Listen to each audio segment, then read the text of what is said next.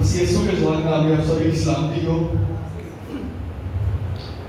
मेरा दिल एक दफा फिर से बहुत खुशी से भरा हुआ है कि आज हम फिर उसकी हजूरी में, खुदावंद की हजूर, उसके नाम को इज्जत और जलाल देने और उसके कलाम को समझने सीखने यहाँ पे आए हैं। आमीन। आज हम खुदावंद के पाक कलाम में से अपनी नसीहत के लिए कुछ बातों को सीखेंगे कि खुदावंद की मर्जी एक नौजवान, एक बुजुर्ग, एक आदमी, एक औरत, एक बच्चे के लिए क्या है। खुदा ने अगर उसको ये जिंदगी दी है, वो इस दुनिया में आया है, तो वो क्यों आया है। बहुत सारे ईमानदार हमेशा दुआ करते हैं कि खुदा मुझ पर अपनी मर्जी जाहिर कर, लेकिन अगर वो उस मर्जी को पूरा ही नहीं करते, वो उस मर्जी को मानते ही नहीं है, पर वो दुआ करते रहते हैं, ऐ खुदा मुझसे अपनी मर्जी जाहिर कर, अपने मुकाशा मुझे दे, लेकिन वो उस मर्जी को एक्चुअल में पूरा करते ही नहीं है, और जो कि एक गलत चीज है। खुदावंद की मर्जी हमारे लिए, हमारी जिंदगी के मकसद के लिए बहुत जरूरी चीज है। हम किस ट्रैक पे जा रहे हैं, हम किस रास्ते पे जा रहे हैं, वो खुदावंद की मर्जी के मुताबिक होना चाहिए। ये एक इनविटेशन है जो ईमानदारों के लिए है। जो ईमानदार खुदावंद को कबूल करते हैं, वो ये उनके लिए एक इनविटेशन है कि खुदावंद की मर्जी उनके लिए क्या है। अभी हम पाक कलाम में से इस्सियों 5 बाब और 15 से 17 आयत की तिलावत करेंगे। बस गौर से देखो कि किस तरह चलते हो। बस गौर से, गौर मतलब किसी चीज को गौर से, अटेंशन से, फोकस से देखो, उस पे ध्यान करो कि किस तरह चलते हो। नादानों की तरह नहीं, बल्कि नादानों की माने चलो। नादानों मतलब कि जो नादान है, जिन्हें किसी चीज की सेंस ही नहीं है, अकल ही नहीं है, उनकी तरह नहीं, बल्कि एक वाइज मैन जिनके अंदर अकल है, उनके अकॉर्डिंगली चलो। और वक्त को गनीमत जानो, क्योंकि दिन बुरे हैं। इस सबब से नादान ना बनो, बल्कि खुदावंद की मर्जी को समझो कि क्या है। हमें नादान की माने नहीं बनना, बल्कि खुदावंद की मर्जी को समझना है कि वो क्या कह रहे हैं हमसे, कि हमारी जिंदगी का गोल, हमारी जिंदगी का मकसद खुदा के अकॉर्डिंगली क्या है। क्या पे लिखा है कि गौर से देखो। गौर से मतलब कि किसी चीज को बारीकी से देखो, अपने आप को गौर से देखो, किस तरह चलते हो। अपने आप को, अपने आप का मुताबिया करो, अपने आप को देखो, अपने आप की एक एक चीज को, अपने कैरेक्टर को, अपने किरदार को देखो, जांचो क्या क्या करते हो और गौर करो। और यहाँ पे जो बात वक्त है, वक्त यानी कि जो मौसम, जो सीजन, जो टाइम आपकी जिंदगी में चल रहा है, उसको गनीमत जानो, क्योंकि दिन बुरे हैं, क्योंकि खुदावंद की आमद बहुत जल्द है। जो लोग गुमराही में, बुराइयों में रहते हैं, वो जहन्नम में जाएंगे, लेकिन जो खुदावंद को मानते हैं, उसकी मर्जी को पूरा करते हैं, वो जरूर जब खुदावंद आएगा तो हम उसका इस्तकबाल करेंगे और जन्नत में जाएंगे। आमीन। सो एक नौजवान की जो लाइफ पीरियड है, वो उसमें क्या करता है, कितना टाइम किसको देता है, खुदा के कामों को कितना पूरा करता है। खुदा अगर चाहता है कि तू यहाँ पर गीत गा, लेकिन तू गीत नहीं गाता। खुदा चाहते हैं तू यहाँ पे इस तरह की सर्विस कर, तो नहीं करता, तो खुदावंद की मर्जी के खिलाफ जाता है। अगर एक नौजवान खुदा के मकसद को पूरा नहीं करता, तो ये उसके लिए अच्छी बात नहीं है। वो अपने जवानी के लाइफ पीरियड में कोई भी खुदावंद के काम को पूरा नहीं करता और बुजुर्गी में चले जाता है, उसके बाल सफेद हो जाते हैं, और वो खुदावंद के कामों को पूरा नहीं करता, उसके काम को नहीं मानता, तो उसके लिए ये चीज बुरी है, क्योंकि दिन बुरे हैं। वक्त को बहुत गनीमत जानो, ये प्रीशियस है आपके लिए, बहुत कीमती है। खुदावंद का कलाम आज आपके लिए एक फ्री गाइडलाइन है, जो खुदावंद ने आपको कलाम के जरिए, जो एक लेटर के जरिए, इनविटेशन के जरिए आपको दे दिया है कि इसे पढ़ो, इसे समझो कि मैं क्या चाहता हूँ तुमसे, तुम क्या यहाँ पे करो, तुम्हारी जिंदगी का मकसद क्या है। तुम्हें मैं चाहता हूँ कि तुम यहाँ पे कलाम सुनाओ, रूहों को जीतो, लेकिन तुम यहाँ पे ऐसा नहीं कर रहे। ये एक गलत चीज है, ये एक लाइफ लाइन है, एक गाइड लाइन है आपके लिए। इसे समझें, पढ़ें कि इंसान की आखिरत क्या होगी, इंसान का क़यामत वाले दिन क्या हाल होगा। ये एक समझने की चीज है। आज हम खुदावंद की मर्जी को जानेंगे, खुदावंद की मर्जी हमारे लिए क्या है।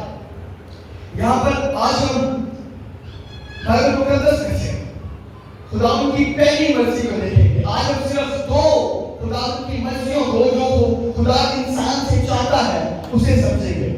सबसे पहले हम पहला तीमुथियुस उसका दूसरा बाब, पहला तीमुथियुस उसका दूसरा बाब और उसकी चौथी 4 से 6 आयत तक हम उसकी तिलावत करेंगे।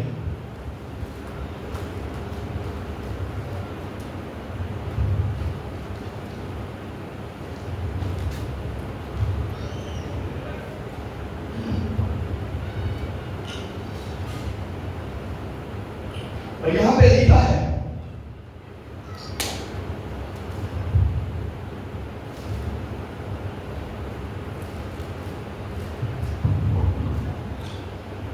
वो चाहता है कि सब आदमी निजात पाए और सच्चाई की पहचान तक पहुंचे। कौन चाहता है?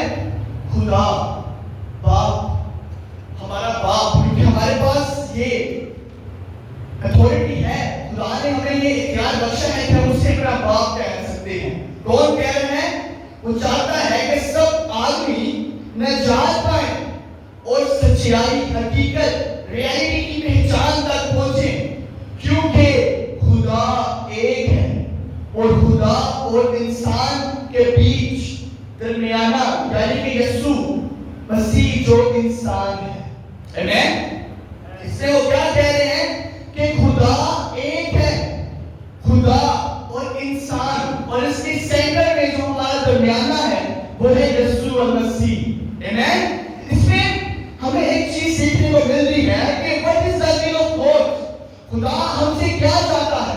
खुदा क्या चाहता है कि इंसान निजात पाए।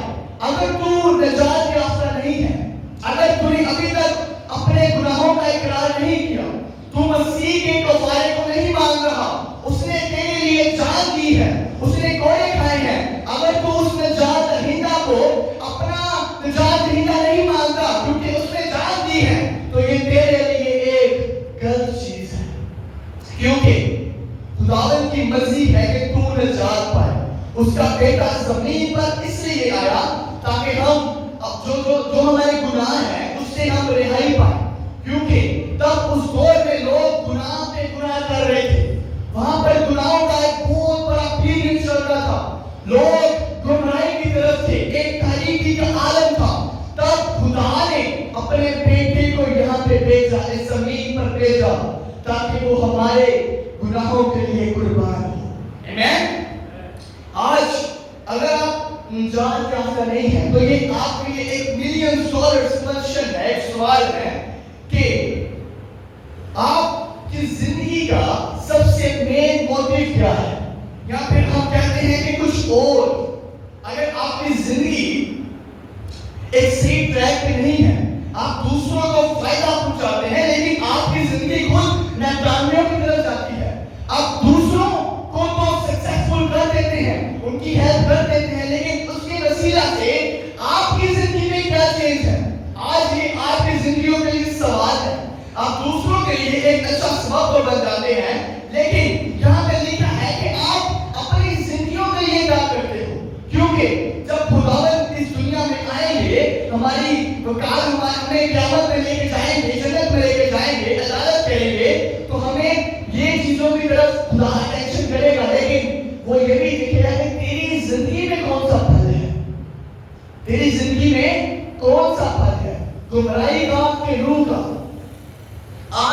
اگر آپ کی زندگی بھی اس طرح کی بنی ہے کہ آپ دوسروں کو تو کام دے دیتے ہیں لیکن آپ کی زندگی خود خالی ہے، تو یہاں پہ مسیح نے خود کہا ہے اگر آدمی ساری دنیا کو حاصل کرے مگر اپنی جان کا نقصان اٹھائے اس کو کیا حاصل ہوا؟ یہاں پر یسوع مسیح خود اس بات کو ایکسپلین کر رہے ہیں کہ وہ اگر پوری دنیا ساری دنیا کو حاصل کرے گا، ساری دنیا اس کی گن گائے گی لیکن اس کو اس کی جان کو نقصان ہوگا، تو اس نے کیا حاصل کیا؟ آپ کی لائف میں، آپ کے دل میں اگر خدا ہی نہیں ہے تو آپ کو نجات کیسے ملے گی؟ مسیح نے اپنا خون آپ کے لیے بہایا ہے۔ جب وہ صلیب پر تھا اس نے کہا تمام ہوا تھا، اور اس نے اس لیے یہ بولا کہ آپ کے گناہ اب ختم ہو گئے، آپ نے جو گناہ کیے تھے، آپ کی بیماریاں تھی، سب کچھ ختم ہو گئی، لیکن اس نے جب بولا تمام ہوا تو سب آپ کے گناہ مٹ گئے۔ اور آپ آج اگر نجات یافتہ نہیں ہیں تو بے شک آپ چرچ آتے ہیں، دعائیں کرتے ہیں، یہ اچھی بات ہے، روزے رکھتے ہیں، لیکن ایسے نجات نہیں ملتی۔ آپ نمازیں ادا کرتے ہیں، دعائیں کرتے ہیں، خداوند کی حضور جھکتے ہیں، لیکن ایسے نجات کبھی بھی نہیں ملے گی۔ خدا نے نیکوڈیمس سے کہا تھا جب تک کوئی نئے سرے سے پیدا نہ ہو خدا کی بادشاہی میں داخل نہیں ہو سکتا۔ کیسی ہی خوبصورت بات ہے جو خدا نے نیکوڈیمس سے کہی تھی کہ جب تک کوئی انسان ری بورن نہیں ہوتا، نئے سرے سے پیدا نہیں ہوتا، تو وہ کس طرح ممکن ہے کہ خداوند کی بادشاہی میں جائے؟ نئے سرے سے مطلب آپ کے روح کا، آپ کے دل، آپ کے دماغ، آپ کے جسم کا نئے سرے سے پیدا ہونا۔ اس طرح نہیں کہ دوبارہ ماں کی گود سے آنا، اس طرح نہیں، اس طرح کہ آپ روح سے بڑے ہوں، اس کو قبول کریں، پھر ہی آپ کو نجات ملتی ہے۔ نجات کیسے مل سکتی ہے؟ سب سے پہلے انسان کو خود یہ ریئلائز ہوتا ہے، یہ احساس ہوتا ہے کہ میں کیا کر رہا ہوں، میں کون ہوں، میری کمپنی کیا ہے۔ میں اگر آج اس پوزیشن پہ ہوں اور مجھے اس سے اوپر ہونا چاہیے تھا تو میں کیوں نہیں یہ کر پایا، میں کیوں نہیں وہاں تک پہنچ پایا؟ سب سے پہلے انسان کو اس چیز کا احساس ہوتا ہے، جب اسے اس چیز کا احساس ہوتا ہے کہ میں ابھی گرا ہوا ہوں، میں جہاں پہ ہونا تھا وہاں پہ نہیں ہوں، تب وہ خداوند کی طرف رجوع کرتا ہے، اور وہ گناہ سے اگر توبہ نہیں کرتا تو گناہ کی مزدوری موت ہے۔ آمین۔ اور جو گناہ کی طرف اپنی اٹینشن لگائے رکھتا ہے، وہ گناہی میں گناہ گار ہے، تو وہ شیطان کی ڈیول کی بادشاہی میں ہوتا ہے، جہنم کے جنگل میں پھنسا ہوا ہوتا ہے، ایسے وہ کبھی بھی نجات کو حاصل نہیں کر سکتا۔ خدا نے اپنے بیٹے کو اس لیے قربان کیا تاکہ آپ نجات پائیں، نجات یافتہ ہوں، روح سے بھرے ہوئے ہوں۔ روح کے بغیر ہم کچھ بھی نہیں ہیں، اور جو شخص نجات پانا چاہتا ہے وہ اس صلیب کے پاس آئے اور کہ اے خدا میں تیرا شکر کرتا ہوں، تو نے میرے لیے اپنی جان دی۔ اے خدا میں تو اس لائق نہیں تھا لیکن تو نے مجھے چنا ہے، میں تیرا بیٹا ہوں، تو نے مجھے بیٹا بیٹی کا یہ اتھارٹی دی ہے کہ میں تجھے باپ کہہ سکوں۔ یہ ایک اتھارٹی ہے جو خدا نے ہمیں دی ہے کہ ہم اسے کہہ سکتے ہیں ابا جی۔ یہ خدا کی ایک بڑا پن ہے جو اسے ہمیں یہ بیٹا بیٹی کا ایک اتھارٹی دی ہے، ایک اختیار بخشا ہے، اور جو نئے سرے سے پیدا ہوتا ہے وہی خداوند کی بادشاہی میں جاتا ہے۔ آمین۔ دوسری پترس میں کیونکہ ہمیں ایک چیز ملتی ہے کہ خدا کی مرضی کیا ہے۔ دوسرا پترس اس کا 3 باب اور 9 اور 10 آیت ہم جلدی سے نکالیں گے۔ دوسرا پترس 3 باب 9 اور 10 آیت۔ خداوند اپنے وعدے میں دیر نہیں کرتا جیسی دیر بعض لوگ سمجھتے ہیں، بلکہ تمہارے بارے میں تحمل عمل کرتا ہے.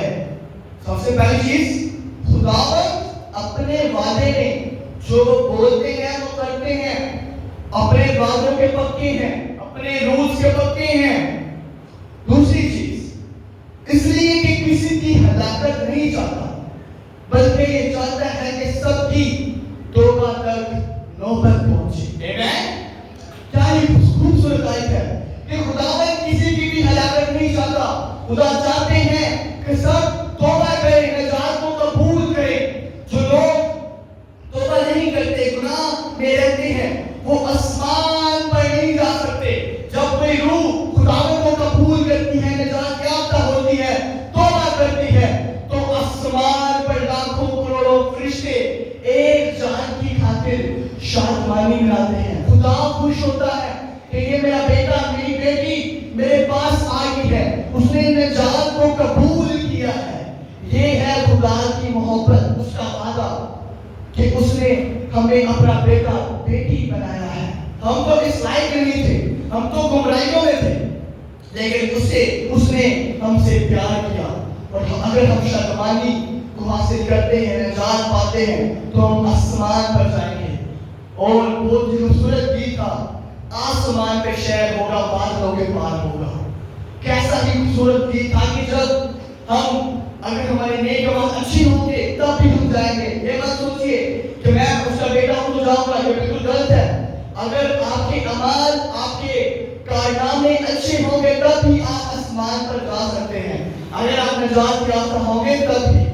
آسمان پر جانے کے لیے آپ کو نجات یافتہ روح کا بپتسمہ, پانی کا بپتسمہ لینا بہت ضروری ہے.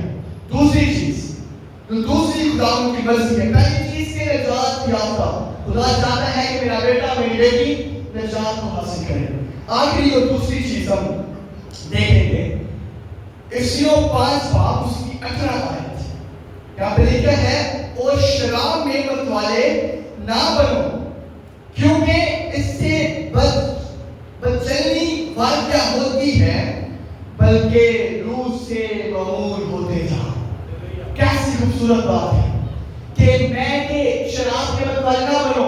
یہ تو لوگ سوچتے ہیں کہ یسوع مسیح نے کانا گلیل میں بھی تو میں بنائی تھی. ارے بھائی, وہ میں میں اور اس میں زمین آسمان کا فرق ہے. یہ جو لوگ میں پیتے ہیں یہ 1 گھنٹے کی صرف میں کا نشہ ہے, پھر آسمان سے وہ جہاز میں گھوم رہے ہوتے ہیں تم کر کے نیچے. لیکن وہ جو نشہ ہوگا وہ آپ کو ہمیشہ کی زندگی تک لے کے جائے گا. آمین. اگر آپ کو برکت ملنی ہے, تعلیم جا سکتے ہیں. دوسری مرضی کیا ہے کہ روح سے معمور ہوتے جاؤ. خدا اگر آپ نجات یافتہ ہیں تو انسان کے لیے ضروری ہے کہ روح سے بڑا ہوا ہو. روح کے بغیر ہم کچھ نہیں ہے. بہت سارے لوگ روح کو مانتے ہی نہیں ہیں, پڑھتے ہیں کہ ہاں روح ہے, لیکن روح کو تسلیم نہیں کرتے. لیکن روح کے بغیر انسان کا جسم ادھورا ہے. جب آدم کو بنایا تو اس میں روح پھونکا, اس کی نتھلیوں میں. روح کے بغیر ہم کچھ نہیں ہیں. جب تک روح کے پھل, روح القدس ہمارے اندر نہیں ہوگا. ہم پینتیکوست کو بھی صرف بس ایک بات سے لوگ ہیں کہ صرف وہ معمولی سا اس نے کہتے ہیں کہ ہاں روح کی عید ہے, لیکن اصل میں وہ روح کی عید کا مطلب نہیں سمجھتے کہ یہ کتنی ضروری ہے. روح کے بغیر آسمان تک رسائی نہیں ہے. اگر آپ نجات یافتہ ہیں تو ضروری ہے کہ آپ روح کے انوائرمنٹ میں, روح کے ماحول میں, روح کی کمپنی میں رہیں. جو لوگ نجات یافتہ ہیں ان کے لیے ضروری ہے کہ روح سے بھرے ہوئے ہوں, دعائیں کریں. ہمارے پاس ایک موبائل ہے, ہر ایک کے پاس موبائل ہے. ہم اسے چارج کرتے ہیں, سبھی کے پاس ہے, اسے چارج کرتے ہیں. چاہے جب بھی اس کی بیٹری آف ہوتی ہے تو فوراً یار میں نے موبائل چارجنگ پر لگایا, میں نے یہ ویڈیو دیکھنی ہے, کچھ کرنا ہے, فوراً ہم ریپیڈلی بھاگ کے جاتے ہیں. اسی طرح ایماندار کی بھی ایک بیٹری چارج ہوتی ہے. آمین. ایماندار کی بھی بیٹری چارج ہوتی ہے, چاہے وہ صبح ہو یا رات کو ہو. لیکن یہ جو کرنٹ ہے ایماندار کی بیٹری چارج کا اس کی چارجنگ کا. یہ کوئی وابڈا ہاؤس سے الیکٹرک کرنٹ نہیں آتا. یہ وابڈا ہاؤس آسمان پر ہے. آسمان سے اس کا کرنٹ آتا ہے. وہاں پہ کوئی لوڈ شیڈنگ نہیں. 24/7 24 گھنٹے روح القدس وہاں پہ جنبش کرتا ہے, اپنا کام کر رہا ہوتا ہے. صرف ضرورت یہ ہے کہ ہم پلگ ان کریں اس کے اندر, اپنے دل کے اندر خدا کو مانے, دعائیں کریں. صرف ہماری ضرورت کیا ہے کہ اپنے موبائل کو پلگ کے اندر ڈالیں, تب بھی ہمارا دل, ہمارا روح, ہماری بیٹری جو ہے ایمانداروں کی بیٹری, تب وہ چارج ہوگی. آپ کی روح کا موبائل تب ہی چارج ہوگا جب آپ کا دل خدا سے لگا ہوگا. جب اکھیاں مسیح نہ لگیاں تو سارا کچھ بدل گیا. جب اکھییں, دل, ارادے, منصوبے اس کے ساتھ لگے ہوں گے تو تب ہی آسمان کی بادشاہی آپ کے مقدر میں ہوگی. اگر اکھییں کسی اور کے ساتھ لگی ہوں گی, دل کسی اور کے ساتھ دونوں میں لگے ہوں گے, تو کس طرح آسمان کی بادشاہی میں جائیں گے؟ Amen. So, اگر آپ کی جو آپ کا موبائل ہے یہ ایک انسٹرومنٹ ہے, ہم اسے یوز تو کرتے ہیں, چاہے اچھے کے لیے کریں چاہے برے کے لیے کریں. یہ ایک بلیسنگ بھی ہے اور ایک کرس بھی ہے. It's all depends upon your fingers, your natural fingers. یہ آپ کی انگلیوں پر کام کرتا ہے, آپ کی انگلیوں پر نربھر کرتا ہے کہ آپ اسے, اس ڈیوائس کو کس لیے استعمال کرتے ہیں. شفا کے لیے, کیا گناہ کے لیے. اگر جو لوگ اپنی انگلیوں کو, اپنے موبائل کو اچھے کام کے لیے استعمال کرتے ہیں تب تو وہ بادشاہی میں جائیں گے, اس کے وارث بن جائیں گے. لیکن جو گمراہی میں جاتا ہے, اسے صحیح طرح استعمال نہیں کرتا, تب تو وہ جہنم میں جائے گا. آمین. آج اپنی زندگی میں دیکھیں کہ آپ کس طرح انفلوئنس ہو رہے ہیں. یہ کلام آپ کو برکت دینا چاہتا ہے, لیکن آپ دیکھیں کہ آپ کا برین کس طرح انفلوئنس ہے, کہ آپ کس طرح اس موبائل کو یوز کر رہے ہیں. آپ ایک اچھے پاسٹر کو سنتے ہیں یا کسی انفلوئنسر کو جو کہ غلط آپ کو چیزیں بتاتے ہیں اسے سنتے ہیں. یہ آپ کے برین پہ ڈیپینڈ کرتا ہے. اس کو اپنے کنٹرول میں رکھیں, کیونکہ جب آپ گمراہی کی طرف جائیں گے تو جہنم میں جائیں گے. اس لیے کلام میں لکھا ہے کہ شراب کے مت والے نہ بنو, روح سے معمور ہوتے جاؤ. جب آپ کی فنگرز آپ کو یہ ایک سچائی کی طرف, بلیسنگ کی طرف لے کے جائے گی, تب ہی روح سے معمور ہو گے آپ سبھی. آمین. اس کا کوئی مطلب نہیں کہ آپ موبائل پکڑیں اور صرف غلط انفلوئنس دیکھیں تو آپ جہنم میں جا سکتے ہیں. روح سے معمولی تب ملے گی جب دعائیں کریں گے, جب آپ روح سے بچ جائیں گے, تب غیر زبانیں مانگیں, اس سے دعا کریں, تب وہ آپ کو نجات بخشے گا, آپ کو برکت دے گا. آسمانی جو میں ہے وہ سب سے اعلیٰ میں ہے. اس کا نشہ جب آپ کو چڑھ جائے گا تب آپ آسمان پر جائیں گے.